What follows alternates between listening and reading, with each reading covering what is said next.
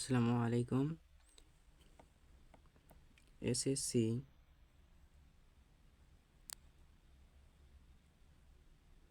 2028 29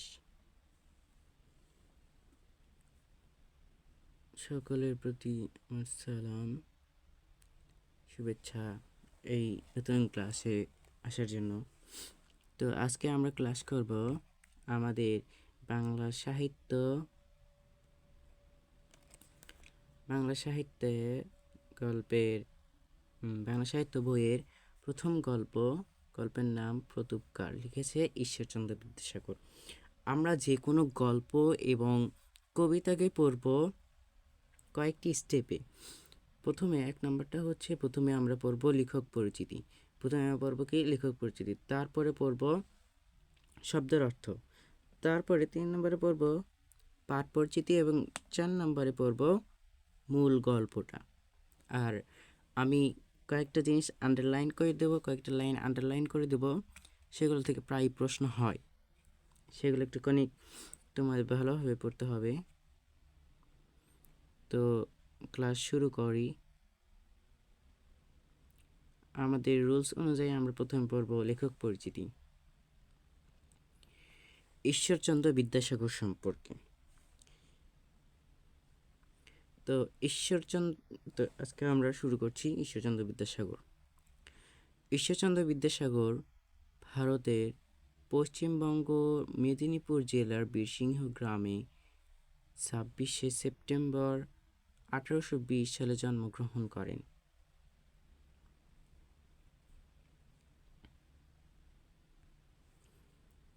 ঈশ্বরচন্দ্র বিদ্যাসাগর ভারতের পশ্চিমবঙ্গের মেদিনীপুর জেলার বীরসিংহ গ্রামে 26শে সেপ্টেম্বর 1820 সালে জন্মগ্রহণ করেন। এখান থেকে তার জন্মসাল, জন্ম তারিখ, এমনকি গ্রাম, মানে প্রায় এই পুরো একটা লাইনই ইম্পর্টেন্ট। তার মূল নাম ঈশ্বরচন্দ্র বন্দ্যোপাধ্যায়, বিদ্যাসাগর তার উপাধি। তার তার মূল নামটা কি, এখানে প্রশ্ন আসে, তার মূল নাম কি? তার মূল নামটা হচ্ছে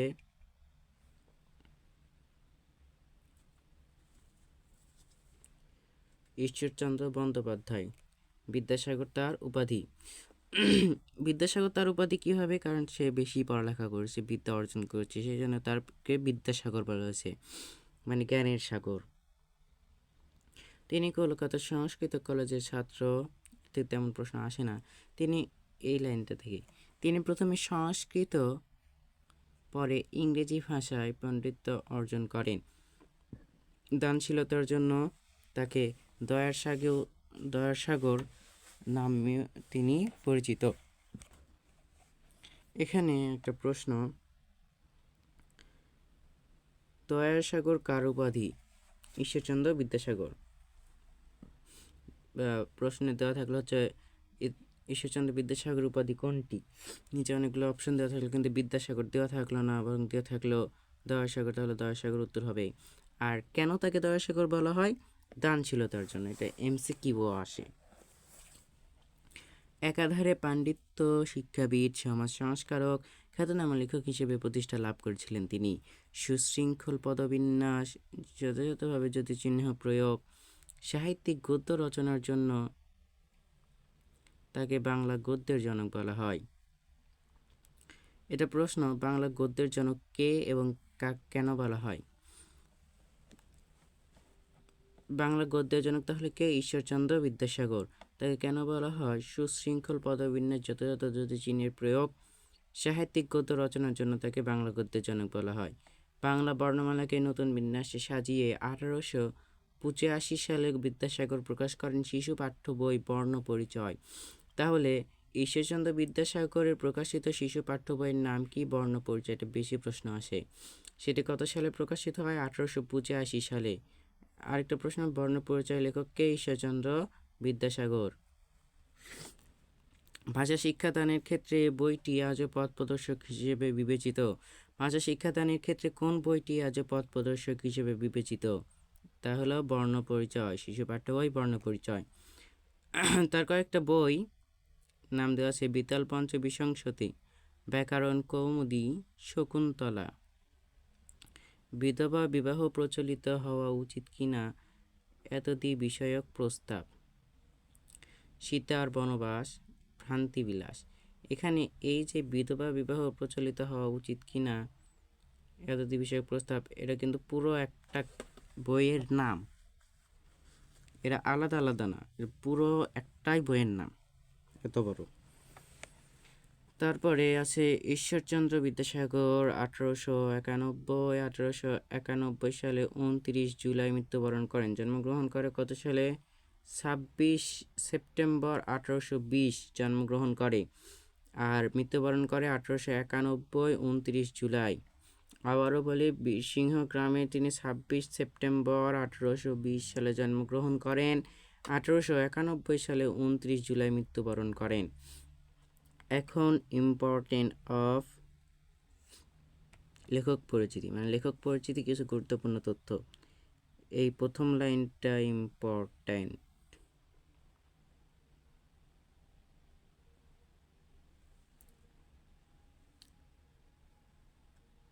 তারপরে আছে তার মূল নাম, বিদ্যাসাগর উপাধি, কেন তাকে দয়াসাগর বলা হয়, দয়াসাগর কার উপাধি, বিদ্যাসাগরের উপাধি কি, মানে ঈশ্বরচন্দ্র বিদ্যাসাগর উপাধি কি, তারপরে তাকে কেন গদ্যের জনক বলা হয়, বাংলা গদ্যের জনক কাকে বলা হয়,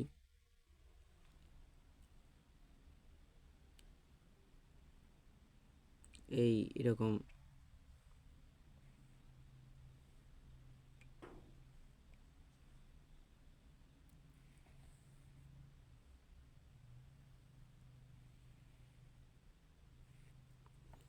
বাংলা বর্ণ।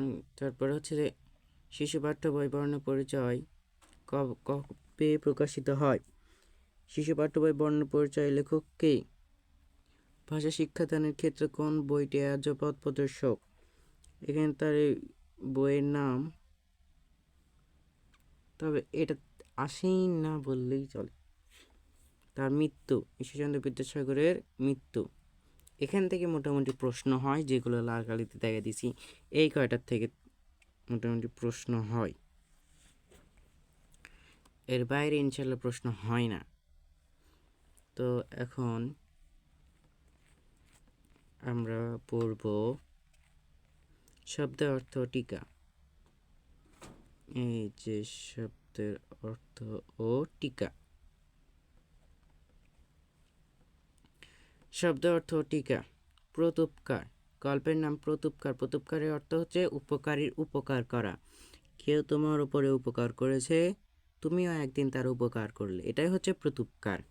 অভিরুচি মানে ইচ্ছা সমভিব্যবহারে, মানে সঙ্গে বা সহচার্যে।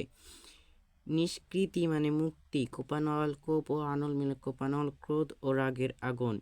এখানে দেখো, এই ক্রোধ ও রাগের আগুন, এটা হচ্ছে কোপানলের আসল অর্থ। এটা একটুখানি এই কোপ ও আনল মিলে কোপানল, এটা জাস্ট খালি শুধু বিস্তৃত করেছে। এখানে যা অর্থে ব্যবহৃত হয়েছে, এখানে একটা প্রশ্ন, কি অর্থে ব্যবহৃত হয়েছে? যা অর্থে। প্রতীতি অর্থ বিশ্বাস, ধারণা। পরিচ্ছদ, পোশাক। প্রীতি, প্রফুল্ল লোচন। শব্দটিতে মূলত তিনটি শব্দ যুক্ত করা হয়েছে, প্রীতি, প্রফুল্ল, লোচন। বন্ধুত্বের অনুভূতিতে আনন্দিত চোখে। এই বন্ধুত্বের অনুভূতিতে আনন্দিত চোখে, এটি হচ্ছে প্রীতি, প্রফুল্ল লোচনের আসল অর্থ। এখানে এই যে অর্থ আছে এগুলো নয়। আরেকটা শব্দ অর্থ দেখো, লোচন অর্থ চোখ। চোখের একটি সমর্থক শব্দ হচ্ছে লোচন। তারপরে মৌন অবলম্বন। মৌন অবলম্বন মিলে মৌন অবলম্বন, অর্থাৎ নীরবতা পালন। এই নীরবতা পালনের, মৌন অবলম্বনের আসল অর্থ নীরবতা পালন। অব্যাহতি মানে মুক্তি, ছাড়া পাওয়া। অবধারিত মানে নিশ্চিত। প্রত্যাগমন মানে ফিরে আসা। শব্দটি গঠিত দুটি শব্দ মিলে, প্রতি ও আগমন। এখানে প্রত্যাগমনের আসল অর্থ হচ্ছে ফিরে আসা। রোষারক্ত নয়নে, ক্রোধে লাল চোখে, অবলোকন মাত্র, দেখা মাত্র। সম্ভাষণ, সম্বোধন। উৎকট, অত্যন্ত প্রবল, তীব্র। অবরুদ্ধ মানে বন্দি। নিরীক্ষণ, মনোযোগ দিয়ে দেখা। খলিফা মানে প্রতিনিধি, এই খলিফার আসল অর্থ হচ্ছে প্রতিনিধি। এই যে এটা দেওয়া হচ্ছে, এটা আউটসাইড মানে প্রয়োজন, তবে শব্দের অর্থ নয়। হযরত মুহাম্মদ সাল্লাল্লাহু আলাইহি সাল্লামের পরে মুসলিম রাষ্ট্রের সর্বপ্রধান শাসনকর্তাকে খলিফা বলা হতো। তিনি একাধারে রাজ্যের প্রধান শাসক ও ধর্মনেতা ছিলেন। তারপরে দেখো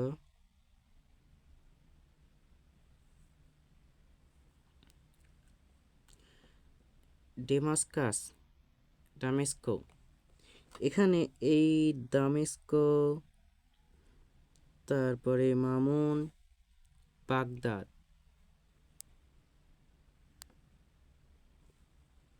এগুলা বর্ণনা দেওয়া হয়েছে, আসল অর্থ কিন্তু একটাও নয়।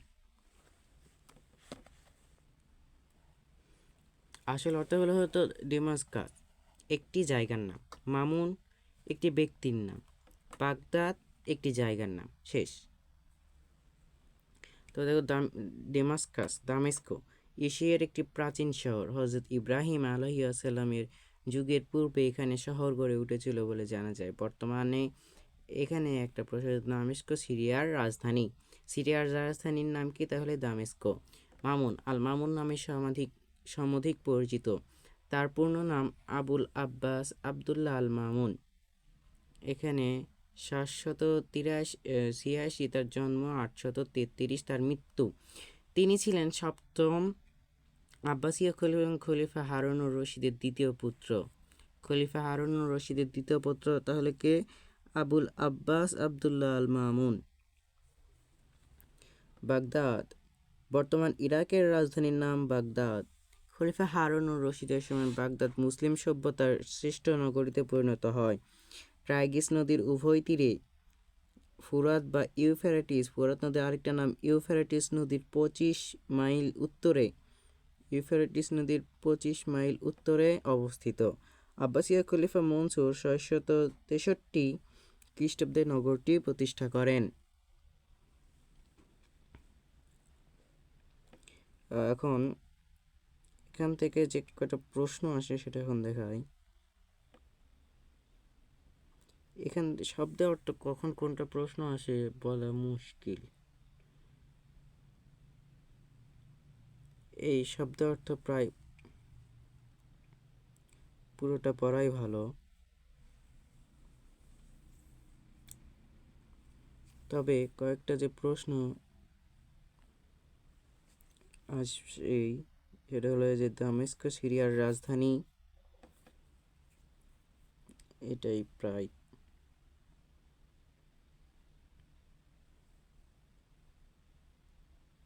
এই তারপরে এখন পাঠ পরিচিতি। দেখো,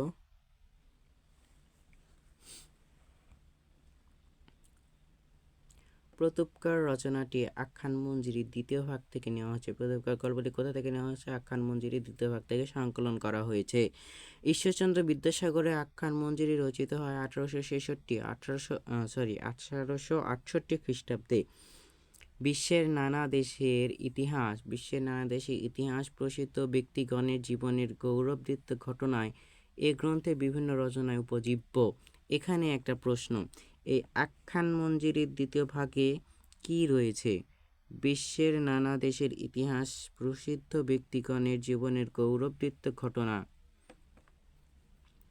প্রতুপকার আলী ইবনে আব্বাস নামক এক ব্যক্তির প্রতি উপকারের কাহিনী। আরেকটা প্রশ্ন, প্রতুপকার গল্পটি কার প্রতি উপকারের কাহিনী? আলী ইবনে আব্বাস। খলিফা মামুনের সময় দামেস্কের সৈনিক শাসনকর্তা পদচ্যুত হন।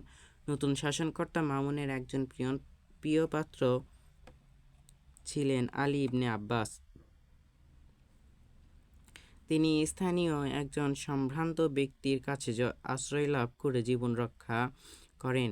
পরবর্তীকালে আলী ইবনে আব্বাসের আশ্রয়দাতা ওই সম্ভ্রান্ত ব্যক্তিটি খলিফা মামুনের সৈন্যদল কর্তৃক বন্দী হন এবং খলিফার নির্দেশে আলী ইবনে আব্বাসের গৃহে তাকে অভ্যন্তরীণ করে রাখার ব্যবস্থা করা হয়।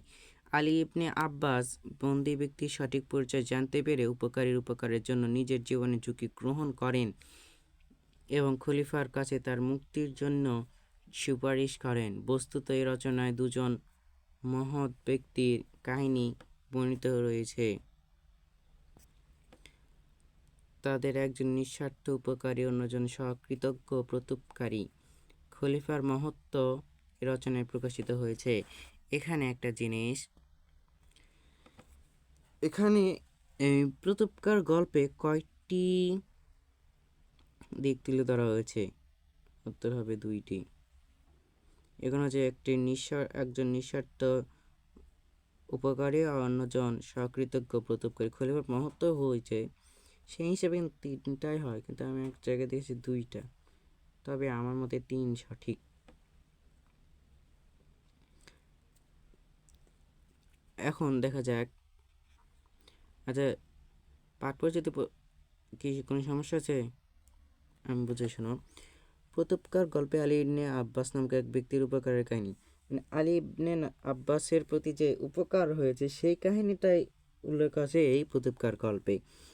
খলিফা মামুনের সময় দামেস্কের জনৈক শাসনকর্তা পদচ্যুত হয়, পদ হারায় আর কি। নতুন শাসনকর্তা মামুনের প্রিয় পাত্র আলী ইবনে আব্বাস। এই আলী ইবনে আব্বাসের ঘটনাই কিন্তু এখানে উল্লেখ রয়েছে। সে আলী ইবনে আব্বাস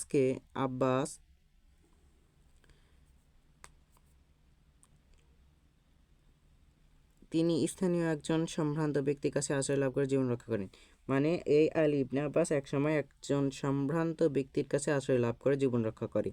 পরবর্তীকালে আলী ইবনে আব্বাসের আশ্রয়দাতা, মানে যে ব্যক্তির বাসায় সে ছিল কিছুদিন, সেই ব্যক্তি খলিফা মামুনকে এই যে এখানে আলী ইবনে আব্বাসের মামুনের প্রিয় পাত্র এই সেই খলিফা মামুনের সৈন্যদল কর্তৃক বন্দী হয়। কে বন্দী হয়? এই যে আশ্রয়দাতা, আলী ইবনে আব্বাসের আশ্রয়দাতা যে আশ্রয় দিয়েছিল। খলিফার নির্দেশে আলী ইবনে আব্বাসের গৃহে তাকে অভ্যন্তরীণ মানে আটক করে রাখা হয়। তখন জেল হয়তো ছিল না, সোজাসুজি শাস্তি। তে হয়তো রাত হয়ে গেছে কি দুপুরে, তখন আলী ইবনে আব্বাস খলিফা মামুন আলী ইবনে আব্বাসকে নির্দেশ দিয়েছে যে ওই ব্যক্তিকে তার বাসায় আটক করে রাখতে। সেই কথা আলী ইবনে আব্বাস বন্দির সঠিক পরিচয় জানতে পেরে, মানে আলী ইবনে আব্বাস তো ভালো মতো জানে না যে সে তার আশ্রয়দাতা, সে তো জানে যে খলিফা মামুন হুকুম দিয়েছে যে ওই বন্দিকে বন্দি করে রাখতে হবে, সেই বন্দিকে বন্দি করে রাখছে। কিন্তু যখন সে সঠিক পরিচয় জানতে পারলো তখন উপকারের জন্য নিজের জীবনে ঝুঁকি গ্রহণ করলো। মানে তোমাকে একজন দিয়েছে যে তোমাকে, মনে করো একটা রাজা তার একটা সেনাকে কাজ দিয়েছে, তার একটা প্রজাকে কাজ দিয়েছে যে তাকে একটা বন্দি ব্যক্তিকে তার বাসায় রাখতে হবে 1 রাত, পরের দিন আবার তার কাছে দেবে। এখন সেই বন্দি যদি পালিয়ে যায় তাহলে কিন্তু ওই রাজার যত কাছে সব কিন্তু ওই প্রজার ওপরে পড়বে। সেই ব্যাপারটাই নিজের জীবনে ঝুঁকি গ্রহণ করেন, মানে সেই বন্দি মানে তার আশ্রয়দাতাকে জীবন রক্ষা করার জন্য সে নিজের জীবনে ঝুঁকি গ্রহণ করে এবং খলিফার কাছে তার মুক্তির জন্য সুপারিশ করে। নিজের জীবনের ঝুঁকি নিয়ে খলিফার কাছে মুক্তির জন্য সুপারিশ করে। আর শেষের এই লাইনটা একটু মুখস্থ রাখা ভালো। বস্তুত রচনায় দুজন মহৎ ব্যক্তির কাহিনী বর্ণিত হয়েছে। তাদের একজন নিঃস্বার্থ উপকারী, অন্যজন সকৃতজ্ঞ প্রতুপকারী। খলিফার মহত্ব রচনায় প্রকাশিত হয়েছে। এখন দেখা যাক এই পাঠ পরিচিতি থেকে প্রশ্ন কি হতে পারে। প্রথম লাইন, প্রতুপকার গল্পটি কোথা থেকে নেওয়া হয়েছে? আখ্যান মঞ্জুরি দ্বিতীয় ভাগ। এটা পড়লে ভালো, তেমন আসে না এটা। বিশ্বের নানা দেশে ইতিহাস প্রসিদ্ধ ব্যক্তি গৌরবদিত এই রচনা উপজীব্য।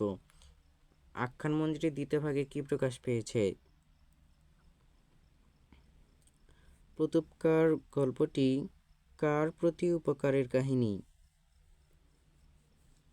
মামুনের প্রিয় পাত্র কে? আর শেষের একটা লাইন, প্রতুপকার গল্পে কয়টি বিষয় তুলে ধরা হয়েছে? প্রতুপকার গল্পে একজন নিঃস্বার্থ উপকারী হলে অন্যজন কেমন, বা প্রতুপকার গল্পে অন্যজন সকৃতজ্ঞ প্রতুপকারী হলো আরেকজন কেমন, এইরকম প্রশ্ন। তো এর মধ্যে দিয়েই আমাদের পাঠ পরিচিতি, শব্দের অর্থ, লেখক পরিচিতি পড়া শেষ। এখন আমরা মূল গল্প পড়ব। গল্পটা বেশ ভালোই। তো এখান থেকে শুরু।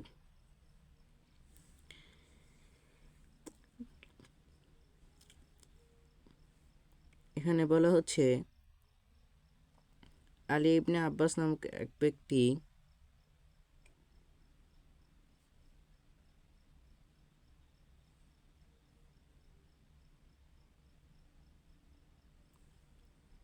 আলী ইবনে আব্বাস নামে এক ব্যক্তি মামুন নামক খলিফার প্রিয়পাত্র ছিলেন।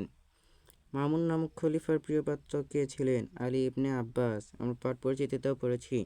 তিনি বলিয়া গিয়েছেন, আমি একদিন অপরাহ্নে, কখন? অপরাহ্নে খলিফার নিকট বসিয়া আছি। এমন সময় হস্ত পদবদ্ধ, এর অর্থ হচ্ছে হস্ত মানে হাত, পদ মানে পা, বদ্ধ মানে বাঁধা, হাত পা বাঁধা এক ব্যক্তি তাহার সম্মুখে নিতে হলো। সম্মুখ মানে সামনে, নিত মানে মাথা নিচু করা।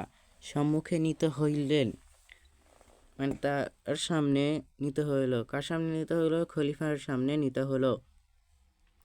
খলিফা আমার প্রতি আজ্ঞা মানে আদেশ করিলেন, তুমি এই ব্যক্তিকে আপন আলয় বাসায় গিয়া রুদ্ধ মানে বন্ধ করে রাখিবে, বন্দি করে রাখিবে, এবং কল্য মানে কাল আমার নিকট উপস্থিত করিবে। তদীয় ভাব দর্শনে মানে খলিফার যে ভাব দর্শন করে দেখে স্পষ্ট প্রতীত মানে বুঝতে পারল তিনি ওই ব্যক্তির উপর অত্যন্ত ক্রুদ্ধ মানে রাগান্বিত হইয়াছেন। আমি তাহাকে আপন আলয়ে মানে বাসায় আনিয়া অতি সাবধানে রুদ্ধ বন্দী করিয়া রাখিলাম, কারণ যদি তিনি পলাইয়া যান আমাকে খলিফার কোপে পতিত হইতে হইবে। এখানে একটা প্রশ্ন, আলী ইবনে আব্বাস কেন বন্দীকে সাবধানে রুদ্ধ করিয়া রাখিলেন?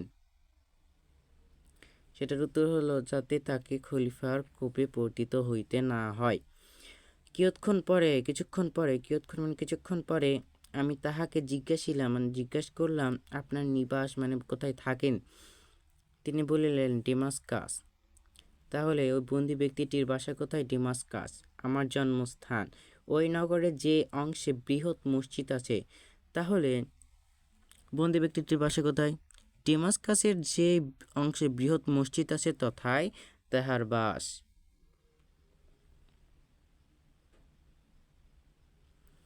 আমি বলিলাম, এখানে আমিটা হলো আলী ইবনে আব্বাস। আমি বলিলাম, ডেমাসকাস নগরে বিশেষত যে অংশে আপনার বাস, তার মানে ডেমাসকাসের বৃহৎ মসজিদের পাশে, ওখানে জগদীশ্বরের শুভদৃষ্টি থাকুক। জগদীশ্বর বলতে স্রষ্টাকে বোঝানো হয়েছে, সৃষ্টিকর্তার শুভদৃষ্টি মানে যাতে কি বলে গজব না হয়, শুভদৃষ্টি থাকুক।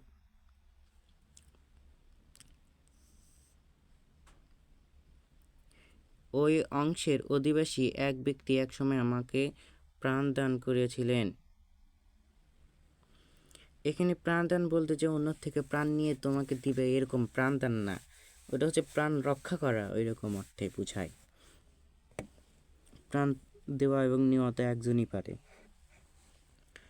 আমার এই কথা শুনিয়া মানে এই যে এক ব্যক্তি প্রাণ দান করেছিল, এই কথা শুনিয়া তিনি এখানে বন্দি ব্যক্তি সবিশেষ মানে সব কিছু জানার নিমিত্ত মানে জানার একটা উৎসাহ বা ইচ্ছা প্রকাশ করিলেন।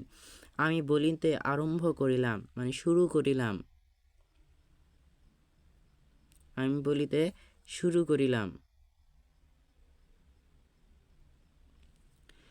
বহু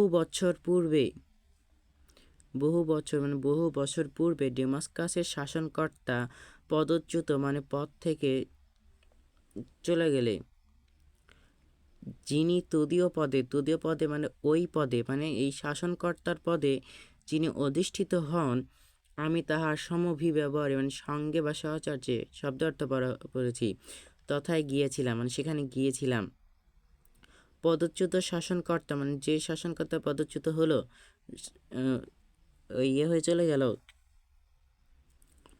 বহু সংখ্যক সৈন্য লইয়া আমাদেরকে মানে এখানে আমাদেরকে বলে বোঝানো হয়েছে যে এই যেই যিনি তদীয় পদে অধিষ্ঠিত হলেন বলতে নতুন যে শাসনকর্তা হলো তিনি এবং তাহার যে সমভিব্যবহারে ছিল আলী ইবনে আব্বাস, তাদেরকে আক্রমণ করিলেন। কে আক্রমণ করিলেন? পদচ্যুত শাসনকর্তা আক্রমণ করিলেন। আমি প্রাণ ভয়ে পলাইলাম, এক সম্ভ্রান্ত লোকের বাড়িতে প্রবিষ্ট মানে আশ্রয় নিলাম, এবং গৃহস্বামীকে বাড়ির যে প্রধান কর্তা তিনি নিকট গিয়া অতি কাতর বচনে পার্থক্য করিলাম, আপনি কৃপা করিয়া আমার প্রাণ রক্ষা করুন। আমার প্রার্থনা বাক্য শুনিয়া গৃহস্বামী আমায় অভয় প্রদান করিলেন। আমি তদীয় আবাসে 1 মাস কাল নির্ভয়ে নিরাপদে অবস্থিতি করলাম। তাহলে আলী ইবনে আব্বাস সেই ব্যক্তির বাসায় কতদিন ছিল? 1 মাস কাল মানে 1 মাস ছিল। তারপর একদিন আশ্রয়দাতা আমায় বলিলেন, এ সময় অনেক লোক বাগদাদ যাইতেছে। এখানে এক মাস পরে একদিন আশ্রয়দাতা আমায় বলিলেন, এ সময়ে অনেক লোক বাগদাদ যাইতেছে। স্বদেশে প্রতিগমন মানে ফিরে আসা, শব্দ অর্থ পড়েছি, প্রত্যাগমন পড়েছি, প্রীতিগমন অনেক ফিরে আসা পক্ষে আপনি ইহা অপেক্ষা অধিক সুবিধার সময় পাইবেন না, মানে আর বেশি সময় পাবেন না এই সময় অপেক্ষা। আমি সম্মত হলাম মানে আমিও রাজি হলাম, তার কথায় সায় দিলাম। আমার সঙ্গে কিছুমাত্র অর্থ ছিল না, মানে 1 মাসের মধ্যে কারো কাছে কি অর্থ থাকে? তাও কি অন্যজনের পাশে যাওয়া, তাও পলায়ন করে আসা, সেটাই। লজ্জাবশত আমি তাহার নিকট সেই কথা ব্যক্ত করতে পারলাম না। এখানে একটা প্রশ্ন, আলী ইবনে আব্বাস আশ্রয়দাতাকে তার অর্থের সংকটের কথা বলতে পারেনি কেন? লজ্জাবশত। আলী ইবনে আব্বাস লজ্জাবশত আশ্রয়দাতার কাছে কি গোপন করেছিল? অর্থের স্বল্পতা। তিনি আমার আকার প্রকার দর্শনে তাহা বুঝিতে পারিলেন, কিন্তু তৎকালে মানে তখনই কিছু না বলিয়া মৌন অবলম্বন মানে চুপ করে থাকা, শব্দ অর্থ পড়েছি, মৌন অবলম্বন করিয়া রহিলেন মানে চুপ করে থাকলেন। তিনি আমার জন্য যে সমস্ত উদ্যোগ করিয়া রাখিয়াছিলেন প্রস্থান দিবসে মানে যাওয়ার দিনে, তাহা দেখিয়া আমি বিস্মিত হইলাম। একটি উৎকৃষ্ট অশ্ব সুসজ্জিত হইয়া আছে। উৎকৃষ্ট মানে হচ্ছে একদমই পরিপুষ্ট শক্তিশালী একটা ঘোড়া। অশ্ব মানে ঘোড়া, সুসজ্জিত হইয়া আছে মানে সাজানো গোজানো হয়ে আছে। আর একটি অশ্বের পৃষ্ঠে খাদ্য সামগ্রী স্থাপিত হইয়াছে। আরেকটা ঘোড়ার পিঠে খাদ্য সামগ্রী রয়েছে। তাহলে এখানে কয়টি ঘোড়া? এখানে একটি উৎকৃষ্ট ঘোড়া আর এখানে খাদ্য বোঝাইকারী আরেকটা ঘোড়া, 2টি ঘোড়া। কিন্তু 2টি ঘোড়ার বৈশিষ্ট্য কি? একটি ঘোড়া হচ্ছে উৎকৃষ্ট অশ্ব সুসজ্জিত, আরেকটা কি? খাদ্য সামগ্রী, যার পিঠে খাদ্য সামগ্রী রয়েছে। আর পথে আমার পরিচর্যা করার নিমিত্ত একটি ভৃত্য মানে কাজের লোক, নিমিত্ত মানে আশা আকাঙ্ক্ষা ইচ্ছা, প্রস্থানার্থে যাওয়ার জন্য প্রস্তুত হইয়া রহিয়াছে।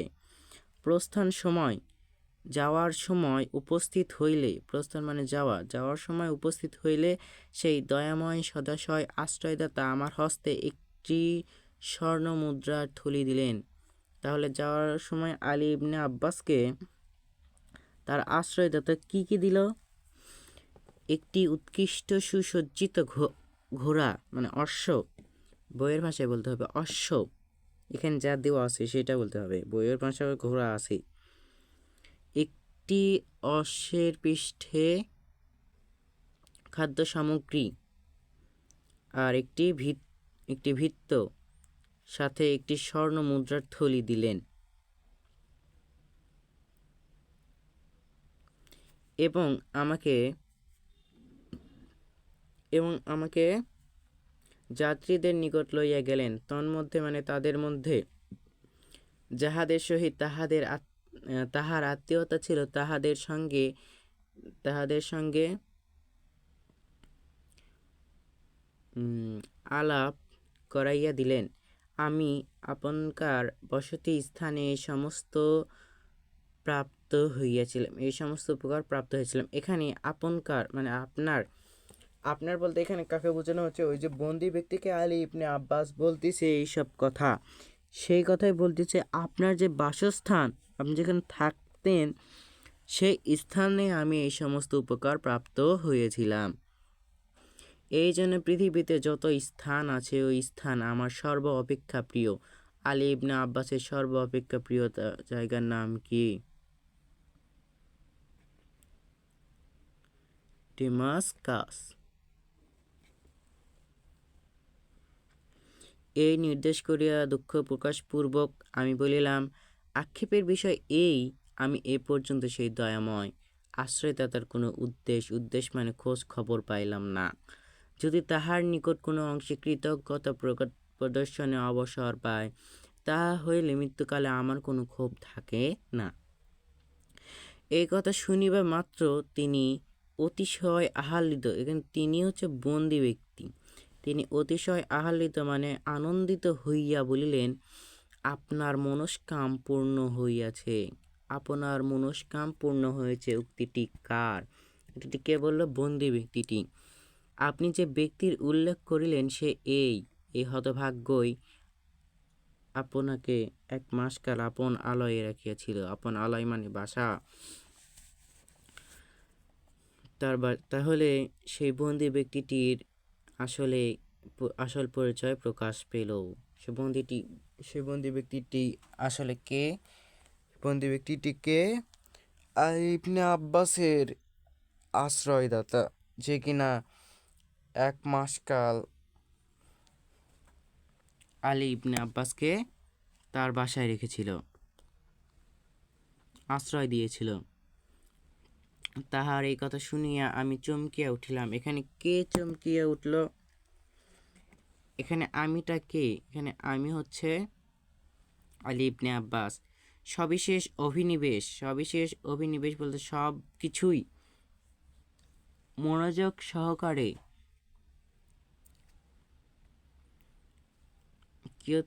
কিছুক্ষণ নিরীক্ষণ অনুসন্ধান করিয়া ভালোভাবে দেখে তাহাকে চিনিতে পারিলাম। আহ্লাদে আনন্দে পুলকিত হইয়া অশ্রুপূর্ণ নয়নে, কান্নারত এরকম নয়নে, চোখে আলিঙ্গন জড়িয়ে ধরা আলিঙ্গন করিলাম। তাহার হস্তপদ হইতে লোহার শিকল, হস্তপদ হাত পা থেকে লোহার যেই শিকল সেটা খুলিয়া দিলাম এবং কি দুর্ঘটনাক্রমে তিনি খলিফার কোপে পতিত হইয়াছেন তাহা জানিবার নিমিত্তে নিতান্ত ব্যগ্র হইলাম। তখন তিনি বলিলেন, কতিপয় নিজ প্রকৃতির লোক ঈর্ষাবশত শত্রুতা করিয়া খলিফার নিকট তার ওপর উৎকট দোষারোপ করিয়াছে। এখানে আলী ইবনে আব্বাসের আশ্রয়দাতা কেন খলিফার কোপে পতিত হইল? নিজ প্রকৃতির লোকের ঈর্ষাবশত শত্রুতার কারণে। তজন্যে তদীয় আদেশক্রমে হঠাৎ অবরুদ্ধ এখানে আনিত হয়েছি। আসিবার সময় স্ত্রী পুত্র কন্যাদিগের সহিত দেখা করিতে দেয় নাই। বোধ করি আমার প্রাণদণ্ড হইবে। এখানে বোধ করি আমার প্রাণদণ্ড হইবে উক্তিটি কার? আলী ইবনে আব্বাসের আশ্রয়দাতার বা বন্দি ব্যক্তি বা উক্ত ব্যক্তির। অতএব আপনার নিকট বিনীত বাক্যে এই প্রার্থনা করি, আপনি অনুগ্রহ করে আমার পরিবার বর্গের নিকট এই সংবাদ পাঠাইয়া দেন। তাহা হইলে আমি যথেষ্ট উপকৃত হইব।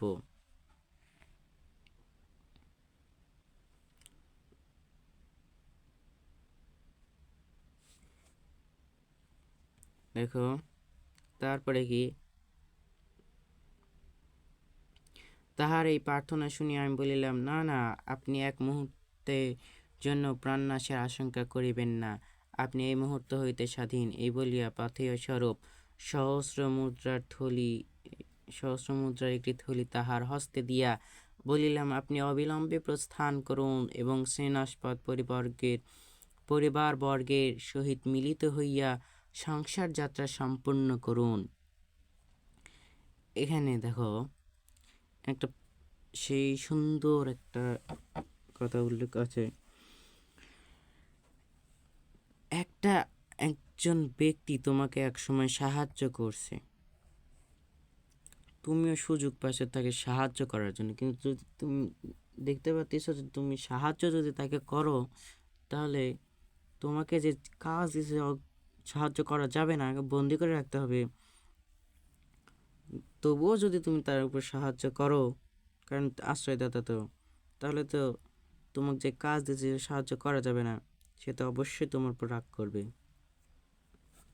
এখানে সেটা উল্লেখ আছে অবশ্যই, যে আমাকে ছাড়িয়া দিলাম এই জন্য আমার খলিফার মর্মান্তিক ক্রোধ জন্মবে, এতে সন্দেহ নাই, কিন্তু যদি আপনার প্রাণ রক্ষা করতে পারি তাহলে আমি অনুমতি দুঃখিত হব না। এখানে ওইটা প্রকাশ পাচ্ছে যেটা বলতে নিলাম, তুমি ওই রাগ জন্মাবে ওই জন্য তোমাকে ছাড়ে না হয় দিলা না, কিন্তু এটা কিন্তু প্রত্যুপকার নয়, এটা হচ্ছে স্বার্থপর। আর এখানে দেখো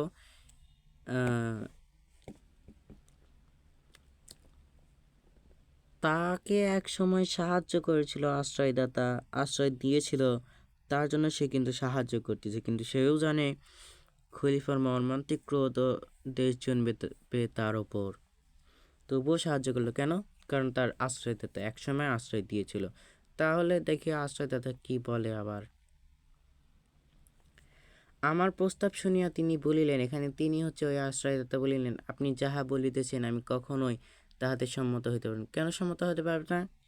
আমি এত নিচাশয় স্বার্থপর নহি যে কিছুকাল পূর্বে যে প্রাণের রক্ষা করিয়াছি, আপন প্রাণ রক্ষার্থে এক্ষণে সেই প্রাণের বিনাশের কারণ হইব। এটাও একটু অনেক সুন্দর কথা, তাহা কখনোই হইবে না। যাহাতে খলিফা আমার উপর অক্রোধ হন, আপনি দয়া করিয়া তাহাকে যথোপযোগ চেষ্টা করুন, তাহা হইলে আপনার প্রকৃত কৃতজ্ঞতা প্রদর্শন করা হইবে। যদি আপনার চেষ্টা সফল না হয়, তাহা হইলেও আমার কোনো ক্ষোভ থাকিবে না। এখানে দেখো আবার কিন্তু ওই আশ্রয়দাতা, মানে তুমি যে ওকে ছাড়ে দিলা, ও ঢ্যাং ঢ্যাং করে চলে গেল, সেই রকম না। এখানেও আশ্রয়দাতা বলতেছে, এটা কিভাবে হয়?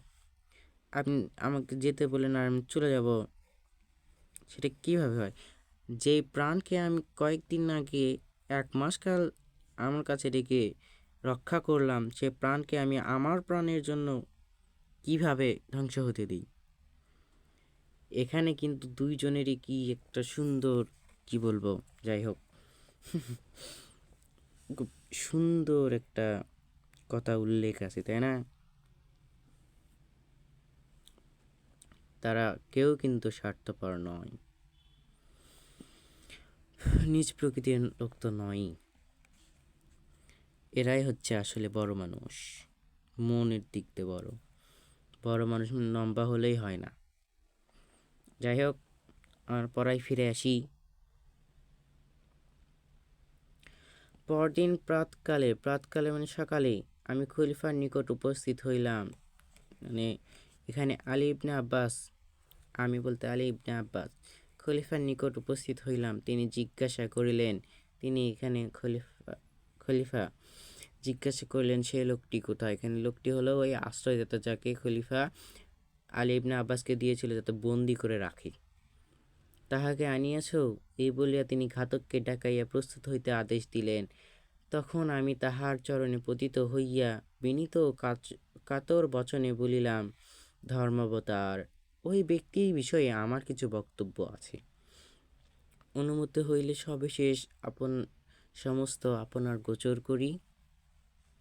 এখানে সবিশেষ অর্থাৎ সব কিছুই গোচর করা, মানে আর গোপন না রাখা। এই কথা শুনিবার মাত্র তাহার কোপানল মানে ক্রোধে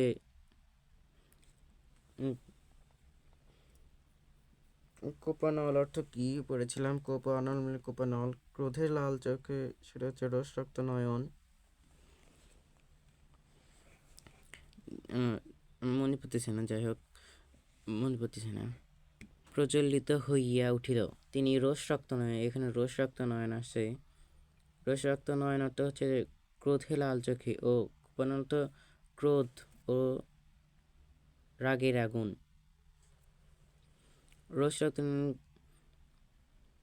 রোষরক্ত ক্রোধ লাল নয়নে বলিলেন, আমি শপথ করিয়া বলিতেছি। এখানে শপথ কে করে? আমি শপথ করিয়া বলিতেছি বাক্যটিতে শপথ কে করে? এখানে কি হবে? খলিফা মামুন।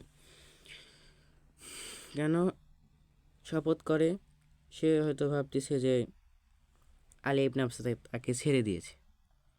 যদি তুমি তাহাকে ছাড়িয়া দিয়া থাকো, এই দণ্ডে তোমার প্রাণদণ্ড হইবে। যখন আমি বলিলাম, আপনি ইচ্ছা করিলে এই মুহূর্তে আমারও তার প্রাণদণ্ড করিতে পারেন, তাহার সন্দেহ কি? কিন্তু আমি যে নিবেদন করিতে ইচ্ছা করিতেছি, কৃপা করিয়া তাহা শুনিলে আমি চরিতার্থ বলতে উপকৃত হই।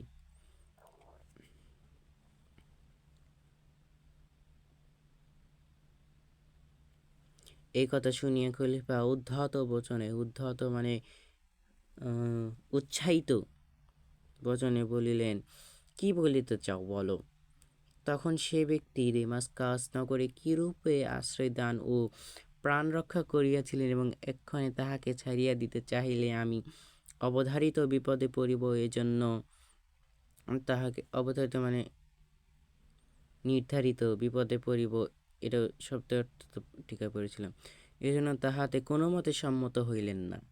এ দুই বিষয়ে সবিশেষ নির্দেশ করিয়া বলিলাম, ধর্মাবতার, যে ব্যক্তি এরূপ প্রকৃতি ও এরূপ মতি, অর্থাৎ যে ব্যক্তি এমন দয়াশীল, পরোপকারী, ন্যায়পরায়ণ, সৎ বিবেচক, তিনি কখনোই দুরাচার নহেন। নিজ প্রকৃতির পরহিংসুক, দুরাত্মা, ঈর্ষাবশত অমূলক দোষারোপ করিয়া তাহার সর্বনাশ করতে উদ্যত হইয়াছে। উদ্যত মানে ইচ্ছা প্রকাশ করিয়াছে। নতুবা যাহাতে প্রাণদণ্ড হইতে পারে, তিনি এরূপ কোন দোষে দূষিত হতে পারেন না। আমার এরূপ বোধ বিশ্বাস হয় না। এক্ষেত্রে আপনার যেরূপ অভিরুচি মানে ইচ্ছা হয় করুন।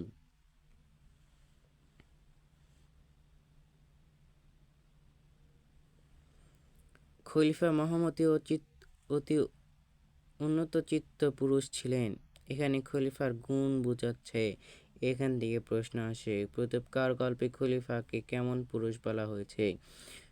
মহামতি ও অতি উন্নত চিত্ত পুরুষ। তিনি এই সকল কথা কর্ণগোচর করিয়া কিছুক্ষণ মৌন অবলম্বন চুপ করে রহিলেন। অনন্তর প্রসন্ন বদনে, অনন্তর হাসি মুখে বলিলেন, সে ব্যক্তি যে এইরূপ দয়াশীল ও ন্যায়পরায়ণ, ইহা অবগত হইয়া আমি অতিশয় আহ্লাদিত মানে আনন্দিত হইলাম। তিনি প্রাণদণ্ড হইতে অব্যাহতি মানে ছাড় পেলেন, মুক্তি পেলেন। বলিতে গেলে তোমা হইতে তাহার প্রাণ রক্ষা হইল। এক্ষণে তাহাকে অবিলম্বে এই সংবাদ দাও ও আমার নিকটে লইয়া আসো। একথা শুনিয়া আহ্লাদের সাগরে মগ্ন হইয়া মানে খুশির সাগরে ডুব দিয়ে আমি সত্তর মানে খুব দ্রুত প্রত্যাগমন পূর্বক মানে ফিরে যাওয়ার পূর্বে তাহাকে বলতে ওই আশ্রয়তা থেকে খলিফার সম্মুখে উপস্থিত করলাম, খলিফার সামনে উপস্থিত করলাম। খলিফা অবলোকন মাত্র মানে দেখা মাত্র প্রীতি প্রফুল্লোচনে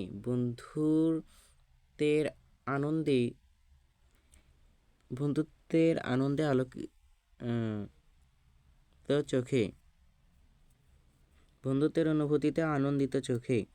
এখানে আলী ইবনে আব্বাসও তো খুশি, তার আশ্রয়দাতায় মুক্তি পেয়েছে। সেই আলী ইবনে আব্বাসের বন্ধু তো খলিফা মামুন, কারণ আমরা আগেই পড়েছি যে আলী ইবনে আব্বাস খলিফা মামুনের কে হয়,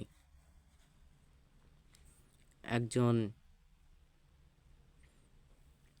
প্রিয় পাত্র, সেই হিসেবে বন্ধুই হচ্ছে। সেই বন্ধুর যে খুশি হয়েছে, সেই খুশি দেখে খলিফাও খুশি। সেই প্রীতি প্রফুল্ল লোচনে সাদর বচনে সম্ভাষণ মানে স্বাগত করিয়া বলিলেন, তুমি যে এইরূপ প্রকৃতির লোক তাহা আমি পূর্বে অবগত ছিলাম না।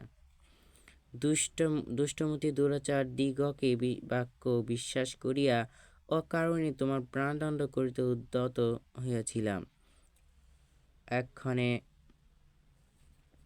মানে এখন ইহার নিকটে তোমার প্রকৃত পরিচয় পাইয়া সতিশয় প্রীতিপ্রাপ্ত হইয়াছি। আমি অনুমতি দিতেছি, তুমি আপন আলয়ে প্রস্থান করো। এই বলিয়া খলিফা তাহাকে মহামূল্য পরিচ্ছদ সুসজ্জিত 10 অশ্ব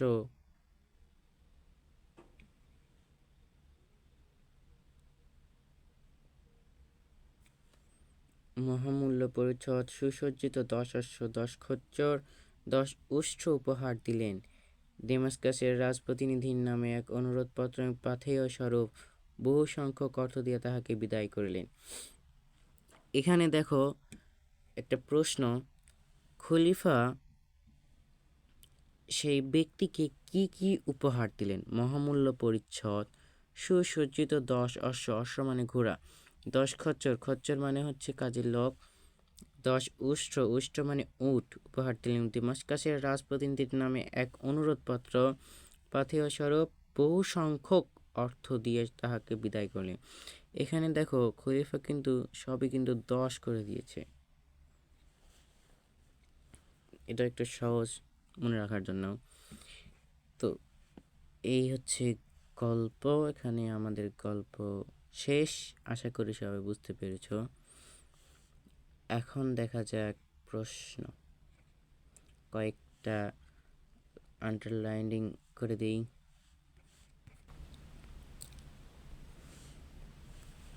এখানে এই প্রথম লাইন, আলী ইবনে আব্বাস কার প্রিয় পাত্র ছিলেন বা খলিফা মামুনের প্রিয় পাত্র কে ছিলেন? তারপর আলী ইবনে আব্বাস কখন খলিফার নিকট বসেছিলেন? কেমন ব্যক্তি তার সামনে উপস্থিত হলো? খলিফা মামুন কি আলী ইবনে আব্বাসকে কি আদেশ দিল?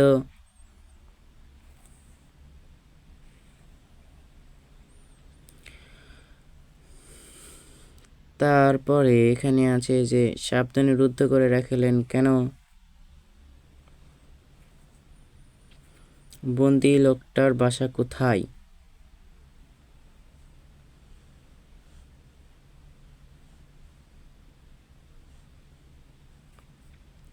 গৃহস্বামী মানে আশ্রিতার বাসায় আলী ইবনে আব্বাস কত দিন ছিলেন? আলী ইবনে আব্বাস কেন তার অর্থ স্বল্পতা প্রকাশ করতে পারেননি? আলী ইবনে আব্বাস বিস্ময়াপন্ন কেন হয়েছিলেন? উৎকৃষ্ট অশ্ব, সুসজ্জিত অষ্টবিশে খাদ্য সামগ্রী, ভিত্ত, সহস্র স্বর্ণমুদ্রা তুলে দেওয়ার জন্য, মূলত আশ্রয়ত হয়েছিলেন এতটুকুর জন্য এবং পরবর্তীতে এটা দিয়েছিলেন। তারপরে পৃথিবীতে যত স্থান আছে সব স্থান অপেক্ষা ওই স্থান মানে ডেমাস্কাস স্থানটি আলী ইবনে আব্বাসের কাছে প্রিয় কেন? বা ডেমাস্কাস নগরটি আলী কার কাছে সর্বাধিক প্রিয় এবং কেন? আপনার মনস্কাম পূর্ণ হয়েছে উক্তিটি কার?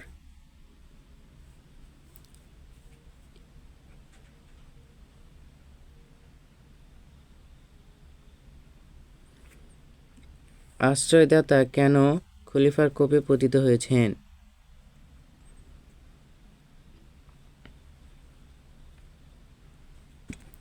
এখানে আরেকটা প্রশ্ন, এখানে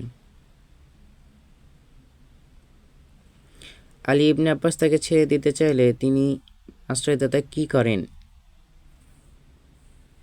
তা নিশ্চয়ই বর্জন করেন। এবং কি বলেন? এই যে এতদূর পর্যন্ত মানে এটা পুরোটাই।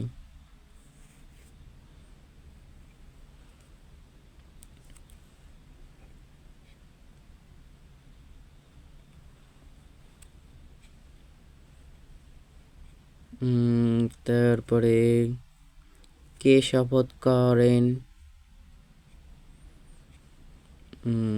এখানে আর খলিফাকে কেমন পুরুষ বলা হয়েছে,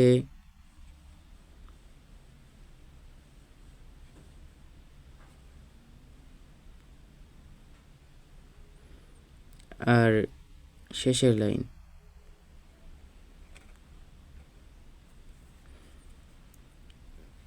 খলিফা আলী ইবনে আব্বাসের আশ্রয়দাতাকে কি কি উপহার দিলেন। তো এই শেষ আমাদের এখানে। এখন দেখা যাক, এখানে কয়েকটা দুইটা এমসিকিউ আছে, দেখি সলভ করি। খলিফা মামুন কোথাকার শাসনকর্তা ছিলেন? কোথাকার শাসনকর্তা ছিলেন? বাগদাদের শাসনকর্তা। কারণ এখানে ডেমাস্কাসে ছিল ওই আশ্রয়দাতার বাসা। সিরিয়ার রাজধানীর নাম ডেমাস্কাস, মানে দামেস্কো। ইরানের উল্লেখ এখানে নেই, তাহলে বাগদাদ সঠিক। তারপর এখানে একটা উদ্দীপক আছে, সেই বিস্ময়াবহ কাহিনী শুনিয়া নৃপতি মুগ্ধ হইলেন, বহুদিনের বিদ্বেষ ভাব দূরে গেল, ভক্তিতে অন্তর আর্দ্র হইল, প্রেমের জয় হইল, নৃপতির কণ্ঠে হাতেমের জয়গান। তাহার কণ্ঠে ভেদিয়া উত্থিত হইল, ধন্য হাতেম ধন্য তাহার কুল। নৃপতির মাধ্যমে প্রতাপকার গর্বে খলিফার কোন বৈশিষ্ট্য? এখানে নৃপতির সাথে খলিফার তুলনা করা হয়েছে, নৃপতি মুগ্ধ হলেন। আচ্ছা, এখানে খলিফাকে আনা যায়, খলিফা মুগ্ধ হইলেন। তাহলে খলিফা কখন মুগ্ধ হলেন? ওই যে আশ্রয়দাতার আসল পরিচয় জানার জন্য। আশ্রয়দাতার আসল পরিচয় জানার পরে মহানুভবতার জন্য তিনি কিন্তু মুগ্ধ হয়েছিলেন। তো সৃজনশীল পরে একটা ভিডিওতে দেওয়া হবে, আর সৃজনশীলগুলো দেব। ক আর খ আমি চেষ্টা করব লিখে দেওয়ার জন্য, লিখে দেবই। ক নম্বর তো সহজে, আর খ নম্বর আমি বুঝে দেব। আর গ আর ঘ এই দুটাকে আমি বর্ণনা করে দেব, তোমরা লিখে নিবা। আজকের এই ক্লাস এতটুকুই। তো আজকে আমি এখানেই বিদায় নিচ্ছি।